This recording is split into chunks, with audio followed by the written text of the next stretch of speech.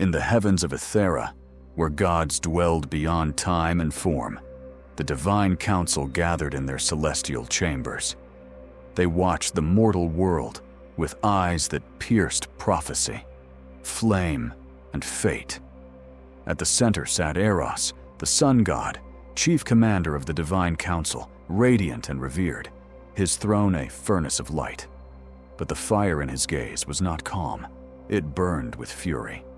At his right hand stood Azrion, the god of magic.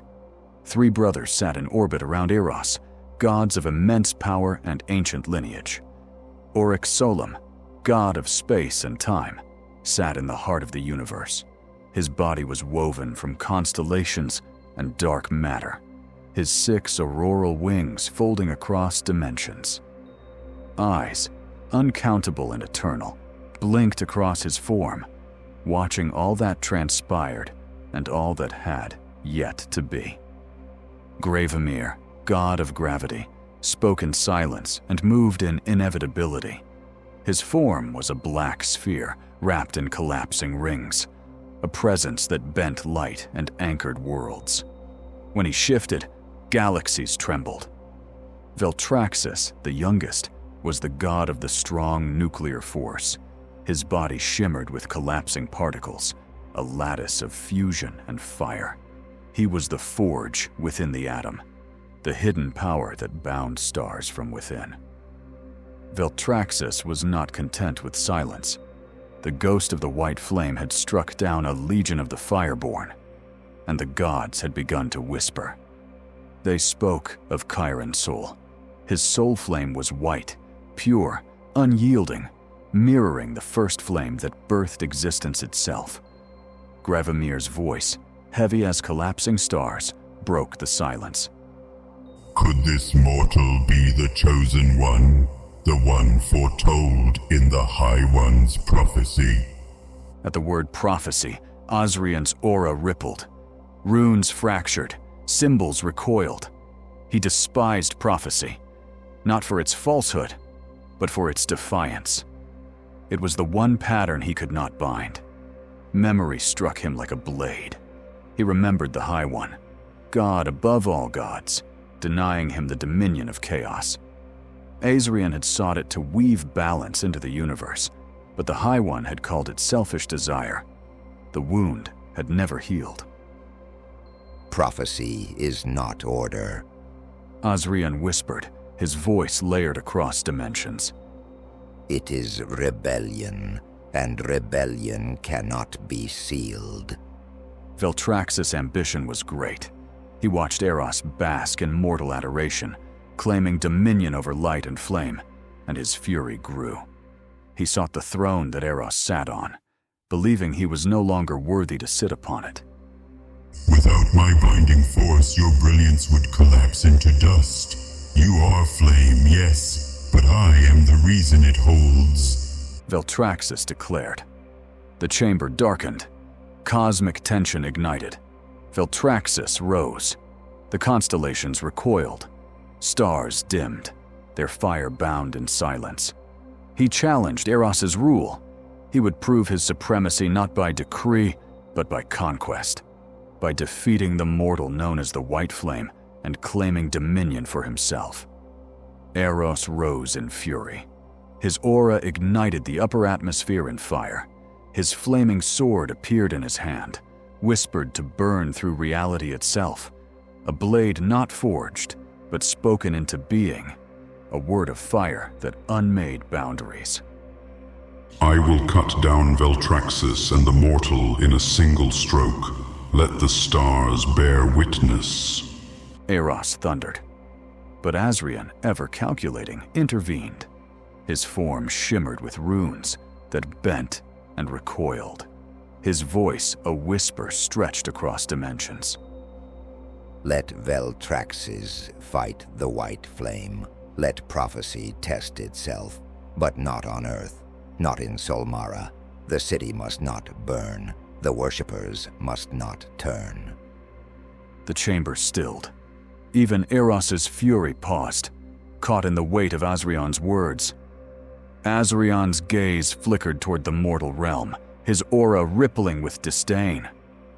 If this prophecy is true, let it unfold beyond the eyes of men. The city must remain untouched, lest the worshippers turn from you, Eros. Let the trial be fought beyond the mortal veil. His voice wove through the chamber like a spell. Even Eros paused. Eros nodded. So let it be. Let the challenge be cast beyond the mortal veil. And in the silence that followed, the gods turned their gaze toward Kiren-Sol. The flame had been lit. The trial would come. The stars over Solmara trembled. A rift tore open in the night sky, spilling light not of the sun, but of something deeper, older. From it descended a figure of impossible radiance, Veltraxis, the god of the strong nuclear force, his body a lattice of fusion and fire, his voice a detonation across the heavens. He hovered above the earth, a god forged in the heart of atoms, and his voice echoed across the continent. Ghost of the white flame, you who have trespassed against the divine, who have struck down the faithful and unraveled the threads of sacred order, your defiance has echoed long enough. Now step beyond the veil, to the outer constellations, where gods are born and stars go to die. There, beneath the gaze of eternity, you will be judged in combat. Below, atop a spire of black stone, the ghost of the white flame stood unmoving. His cloak stirred in the wind. His fist pulsed with a quiet white glow. He looked up, not in awe, but in clarity. You speak of judgment, but what right do the gods have to judge? You were once stewards of creation, keepers of balance, but you have traded wonder for worship, purpose for power. You gorge yourselves on praise and call it divinity. You are not worthy of the reverence you demand. The flame within him surged, spiraling up, meeting the god in the sky. I am not your subject. I am not your supplicant. I am the ghost of the white flame. I bear the spark of creation itself. And all who threaten Solmara, all who would chain its people in fear, will be my footstool. Veltraxis said nothing, but the stars behind him flared, and the rift widened. The ghost of the white flame stepped forward into the rift, and the cosmos held its breath. They emerged from the rift into a galaxy in ruin, its red giants swollen and trembling on the edge of collapse, some already twisting into the mouths of quasars. Rogue planets drifted without masters, wandering through the void like exiles. Shattered solar systems lingered here, their worlds broken into husks, their moons scattered like bone fragments across the dark. Much of the starlight that reached Kiren-Sol had been extinguished eons ago, leaving only echoes of brilliance long since destroyed. Here, in the silence between creation and collapse, the gods had chosen the battlefield. No prayers would reach this place. No mortals would witness it. Only the cosmos would remember. Veltraxis hovered above, his form a lattice of fusion and fire. He radiated pressure, his presence warping the very laws of matter. Rings of collapsing particles spun around him like chained suns. He was the forge within the atom, the force that bound stars, and he had come to unmake the ghost of the white flame. The ghost stood alone, his cloak trailing behind him like smoke in zero gravity. His fist pulsed with a white glow, steady and defiant. The flame within him was quiet, but it burned with purpose. Veltraxis raised a hand. This is your end, mortal. You will not return from this place. The ghost answered with silence. Then he moved. The first clash sent Kiren-Sol hurtling through a nearby moon, shattering it into a halo of dust and stone. Veltraxis did not pause. He was relentless, unwavering, a force beyond fury. He unleashed the power that binds atoms, channeling it into beams of radiated concussive energy, that tore through Kiren-Sol's body like collapsing stars. Kiren-Sol roared back, conjuring shields of soul flame to absorb the blasts, then retaliating with searing arcs of white fire. His strikes carved through space, but Veltraxis was too powerful. His energy was endless, his will absolute. Each time Kiren-Sol rose, Veltraxis detonated entire solar systems, flooding the void with nuclear storms. But Kiren-Sol did not fall. He stood amid the chaos, defiant. His power surged with every breath, every wound. The white flame within him burned brighter, fed not by victory, but by resolve. Their battle tore rifts through a nebula, unraveling the threads of space itself. Veltraxis struck with bursts of nuclear force, each one capable of igniting a sun. Kiren-Sol, the ghost, countered with gravity-warping blows, his soul flame-forged amulets bending space, flinging stars like stones. Yet Veltraxis was a god. He adapted. He overwhelmed. The ghost faltered. His armor cracked. His breath grew thin. The white flame dimmed. Veltraxis surged forward, his voice a thunderclap across the void. You wear the flame like a child wears a crown, boy. But fire does not make a king. After this, I will extinguish your flame. Then I will claim Solmara as mine. Veltraxis turned to the heavens, arms raised, his voice swelling until even the stars seemed summoned to bear witness. Behold, for I am Veltraxis, the god of the strong force. I am the forge that binds all things. I alone give glory to the stars. Without me, their brilliance would collapse into dust. And look at you now, tired, broken, your flame withering. Is this the champion the High One would entrust his glory to? His gaze shifted, piercing the celestial throne where Eros sat in silence.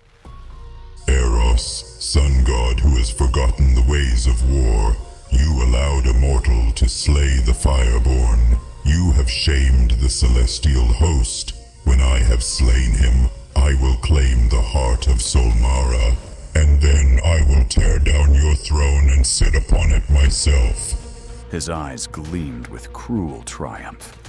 And now I will rule in Eros's place, not as a steward, not as a savior, but as the power that ignites the sun.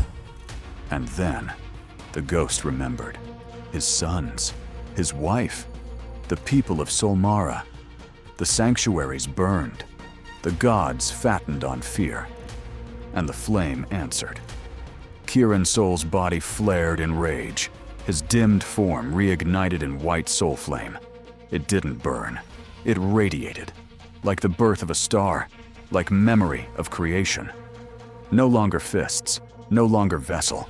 He was conduit of will, of genesis, of the flame that speaks in the language of becoming.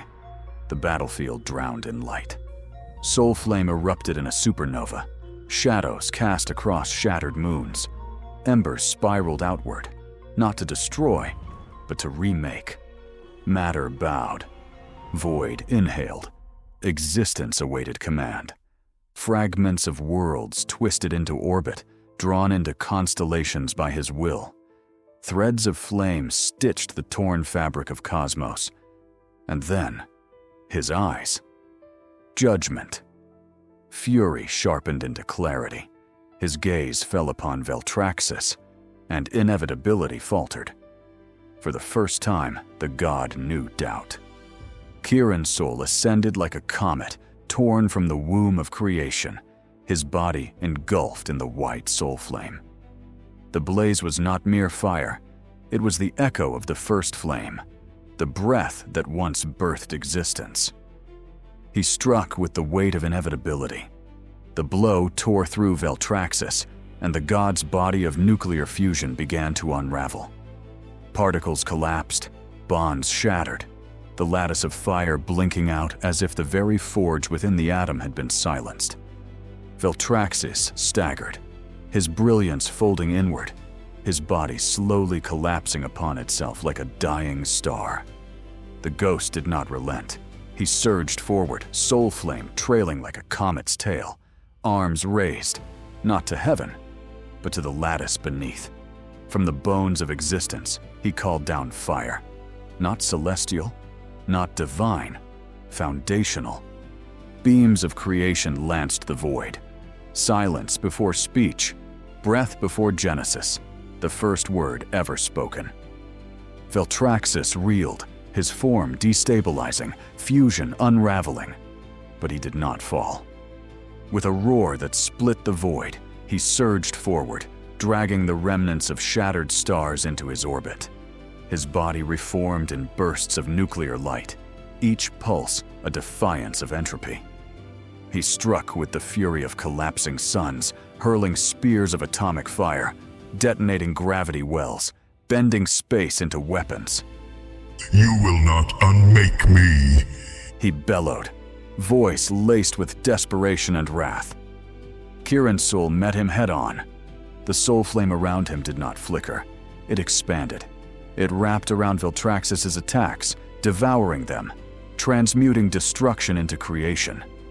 Each blow Veltraxis landed was absorbed, reshaped, returned. The battlefield became a crucible, and Kiren-Sol stood at its center, no longer resisting, commanding. Veltraxis unleashed a final barrage, a cascade of singularities and neutron bursts, enough to silence galaxies. But Kiren-Sol walked through it, untouched, his flame now a storm of radiant purpose. He raised his hand. Reality bent. Veltraxis staggered, his divine core flickering, his power unraveling thread by thread. The god who had once ignited suns now found himself dimming, overwhelmed not by brute force, but by something older, deeper, by will, by flame, by the hand that remembers. Kiren-Sol's voice, low, steady, undeniable. You summoned me to be judged by battle, but it is you who will not leave this place. White flame surged around him, casting his shadow across the stars. I am the ghost of the white flame, born of ash, forged in silence. I will not kneel. I do not forget. One by one, every god who dares to stand before me will fall. He stepped forward, eyes burning with fury and fate. The age of divine tyranny ends here. Let the heavens bear witness. Today, a mortal has unmade a god. He raised his hand to the stars, voice rising like a storm. And now, let it be known across every realm, every throne, every sanctum of the divine. This is not the end. This is the beginning. With a final cry, the ghost of the white flame unleashed the totality of his soul flame. The release tore through the void, a detonation vast enough to silence a quadrant of stars. Veltraxis convulsed, his lattice of fusion unraveling. He erupted into a supernova, an ocean of fire and collapsing brilliance. The blaze consumed itself, folding inward, gravity devouring light until nothing remained but the singularity of ruin. When the radiance faded, Veltraxis was gone, his essence scattered across dimensions, his fire extinguished, his name swallowed by the black hole that bore his end. And the ghost stood alone, trembling, victorious, the first mortal to defeat a god.